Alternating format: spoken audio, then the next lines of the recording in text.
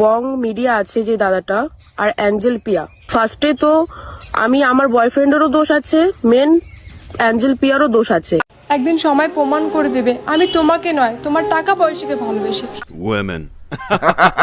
আর boyfriend থাকার সত্ত্বেও উপজে অন্য ছেলেদের মেসেজ করে ও আমার বয়ফ্রেন্ডকেও মেসেজ করেছে। খুব অন্যায় হয়েছে। প্রতিদিন রোজ দিন মানে 24 ঘন্টা ভিডিও কলে অডিও কলে সবসময় কথা বলতে রয়েছে। আজকের ইন্ট্রোটা একটু আলাদাভাবে শুরু করছি। আমাদের উত্তরবঙ্গের জনপ্রিয় ইউটিউবার বং মিডিয়ার নাকি ব্রেকআপ হয়েছে শুনে এটা আমি মানে খুবই কষ্ট পেয়েছি, যেটা মোটেই কাম্য নয়। যাদের এতদিনের রিলেশন ছিল, ঠিক আছে, এঞ্জেল প্রিয়ার সাথে, তো কীভাবে মানে এটা ছেলেটা হয়ে গেল, এতটা সাফল্য লাভ করেও তার ভালোবাসার মানুষের কাছে হেরে গেল। মানে সবশেষে এই কথাটা বলার ইচ্ছে করছে যে নারী তুমি ছলনাময়ী, তোমার মতো অভিনয়ে পারদর্শী কেউ।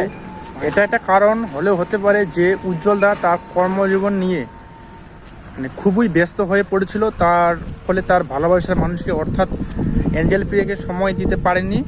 তার জন্য হয়তো এঞ্জেল প্রিয়াদি তার অন্য কোনো ছেলের সাথে চ্যাট শুরু করে, তার জন্যই এটা হয়তো মানে হয়েছে।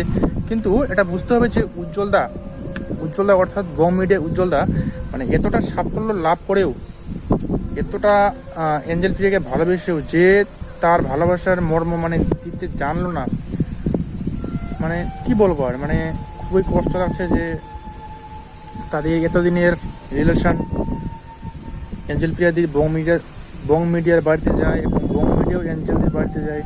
মানে এটা মানে মেনে নেওয়া যাচ্ছে না, মানে খুবই এটি মানে কষ্ট করে একটা মানে দুঃখের একটা মানে কি বলবো মানে পরিস্থিতি আর কি বলা চলে। তো আমরা দেখে নাও, ঠিক আছে, আমি ডান দিকে বা বাঁ পাশে দিয়ে দেবো। যে যুগে একসাথে 4-5টা রিলেশন চালানো যায়, সেই যুগে আমি একজনের মায়ায় আসক্ত।